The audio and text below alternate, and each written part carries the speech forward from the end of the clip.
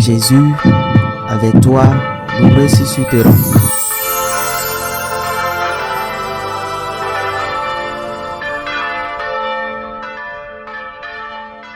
On célébrait la fête de la dédicace du temple à Jérusalem. C'était l'hiver. Jésus allait et venait dans le temple sous la colonnade de Salomon. Les Juifs firent cercle autour de lui. Ils lui disaient: Combien de temps vas-tu nous tenir en haleine? Si c'est toi le Christ, dis-le-nous ouvertement. Jésus leur répondit: Je vous l'ai dit, et vous ne me croyez pas. Les œuvres que je fais, moi, au nom de mon Père, voilà ce qui me rend témoignage. Mais vous ne croyez pas parce que vous n'êtes pas de mes brebis. Mes brebis écoutent ma voix. Moi, je les connais et elles me suivent. Je leur donne la vie éternelle. Jamais elles ne périront et personne ne les arrachera de ma main. Mon Père qui me les a donnés est plus grand que tout et personne ne peut les arracher de la main du Père. Le Père et moi, nous sommes un. Acclamons la parole de Dieu. Je vous l'ai dit et vous ne me croyez pas. Jésus dit cela à ceux qui, après avoir vu tant de miracles, doutent encore de sa divinité, ou du moins du fait qu'il est l'envoyé de Dieu. Je vous l'ai dit et vous ne me croyez pas. Les œuvres que je fais au nom de mon Père, ce sont elles qui témoignent de moi. De quoi avons-nous besoin pour croire en Dieu? Pourquoi les hommes primitifs, ceux qui vivaient dans des cavernes, avaient-ils la foi alors que de nos jours contemporains ne l'ont pas? Pourquoi au jour d'aujourd'hui beaucoup de personnes n'ont plus de foi? Certains diront parce qu'ils étaient ignorants. Ces primitifs étaient-ils vraiment ignorants? Et tu crois à ça? Pourquoi tant de générations qui nous ont précédés avaient-ils cette foi? Allaient à la messe. Et pourquoi tant de leurs enfants qui ont pu aller à l'université grâce à leur effort ont-ils abandonné la foi? On répond: ils étaient ignorants. Mais bien, mais si ces ignorants ou ceux que tu insultes ainsi ont consacré leur vie à t'aider et ils l'ont fait parce qu'ils savaient ou parce qu'ils avaient la foi, ces ignorants que tu méprises ont accepté de te donner la vie et de ne pas t'éliminer par l'avortement parce qu'ils avaient la foi. Et ces ignorants que tu considères aujourd'hui comme inférieurs, ces ignorants avec tant de difficultés ont pu maintenir leur mariage, ont eu des enfants, tandis que toi, tu passes de relation en relation comme des papillons de fleur en fleur. Et tu verras comment ta vieillesse risque de finir dans une grande solitude. Pourquoi ce mépris envers ceux qui ont la foi? Pourquoi? Parce que cette génération est-elle vouée à la mort? Non pas parce qu'elle manque de ressources économiques, mais parce qu'elle n'a rien qui la soutienne dans la vie, ni qui lui donne une raison de vivre et d'espérer au-delà de cette vie. Le Seigneur nous dit qu'il a accompli suffisamment d'œuvres pour que nous ayons la foi. Non seulement pour ceux d'alors, mais aussi pour chacun de nous. J'ai toujours trouvé admirable et surprenant au mauvais sens du terme que quelqu'un puisse contempler un coucher de soleil, regarder une nuit étoilée et croire que tout cela est le fruit du hasard. J'ai trouvé étonnante cette capacité que beaucoup ont de ne pas croire à l'existence de Dieu, non pas faute de preuves, mais parce qu'ils ne veulent pas y croire. C'est plus confortable.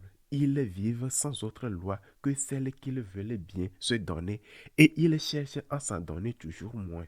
Voilà la véritable cause. C'est pourquoi ces paroles du Seigneur qui valent pour tous doivent aussi être valables pour nous. Il a fait des œuvres.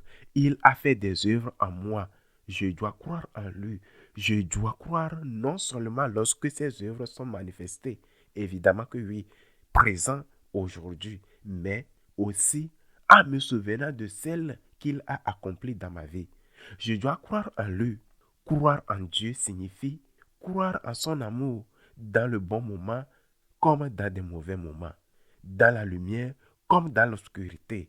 Dans la lumière, je goûte ses étreintes, ses œuvres. Dans l'obscurité, je me souviens des heures de lumière, de ses entreintes quand il me portait et me traitait comme un enfant chéri. Dans la lumière et dans l'obscurité, je me souviens de ses œuvres. Je jouis et je lui dis que je crois en lui. Mais cet évangile dit encore quelque chose. Le Seigneur ajoute, mes brebis écoutent ma voix, elles me suivent. Que signifie écouter la voix de Jésus? Qu'est-ce que cela veut dire? Pour écouter quelqu'un, il faut être avec lui. Bon, peut-être pas physiquement à côté. Aujourd'hui, nous avons d'autres moyens d'écouter, et comme le téléphone, Internet, WhatsApp, Facebook, mais il faut être avec cette personne. Autrement dit, pour suivre Jésus, tu dois faire l'expérience de l'écoute de Jésus. Tu dois prier. La prière. Vois-tu les œuvres merveilleuses, celles de la nature? Vois-tu les œuvres qu'il a accomplies dans ta vie personnelle? Si tu crois en lui, écoute-le. Prie. Ce n'est pas seulement parler. Parler est une partie de la prière.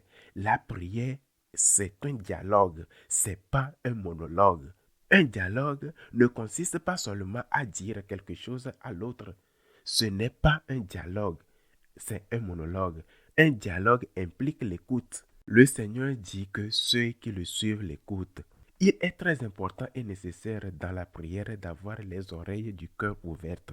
Il est possible que cela arrive souvent, qu'au début de la vie spirituelle, il y ait beaucoup de bruit, des distractions dans la prière, que dans l'intelligence ou dans la mémoire, l'imagination parte dans tous les sens.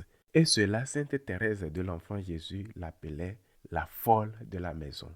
C'est possible. Tu es dans cette première étape. Il faut persévérer et peut-être qu'en une demi-heure, tu parviendras à avoir un moment où ce bruit, ces distractions laisseront un espace pour que le Seigneur vienne à toi et te dise quelque chose directement au cœur. Mais avec le temps, lorsque cet exercice quotidien d'écoute du Seigneur devient habituel, cela devient de plus en plus facile et il suffit qu'un instant pour se mettre en présence de Dieu et écouter. Bien sûr, le dialogue implique que toi aussi tu parles. Parfois, tu es tellement chargé que tu viens et tu déposes directement ton fardeau devant lui. Cela nous arrive aussi avec des amis. Mais la première chose est d'essayer de faire silence intérieurement pour qu'il puisse te dire quelque chose, ne serait-ce qu'un bienvenu. Il est vrai qu'après cette étape où tu as mûri spirituellement et où l'écoute devient plus facile, vient une étape, celle de la sécheresse. Une sécheresse dure, aride, où tu regrettes les moments de douceur et de félicité. Je pense à Sainte Thérèse de Calcutta lorsqu'elle le décrit dans cette lettre. Mais ce sont des épreuves particulières que Dieu donne à celui qui aime beaucoup pour voir s'ils suivent les consolations de Dieu ou le Dieu des consolations. Il faut écouter. D'abord, il faut avoir les œuvres de Dieu et croire en lui. Ensuite, il faut écouter le Seigneur. Cet évangile se termine par une phrase que nous ne devons jamais oublier. Le Père et moi, nous sommes un, dit Jésus. Le Christ est Dieu. Quand nous écoutons Jésus, nous écoutons Dieu, pas un homme.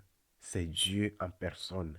Il est aussi homme, mais lorsque le Seigneur nous dit « ceci est mal », nous entendons la voix de Dieu et non celle d'un homme il y a de cela 2000 ans, conditionné par sa culture et son époque. Apprends à écouter. Si tu apprends à écouter Dieu, tu apprends aussi à écouter les personnes qui vivent avec toi. Qu'il soit ainsi.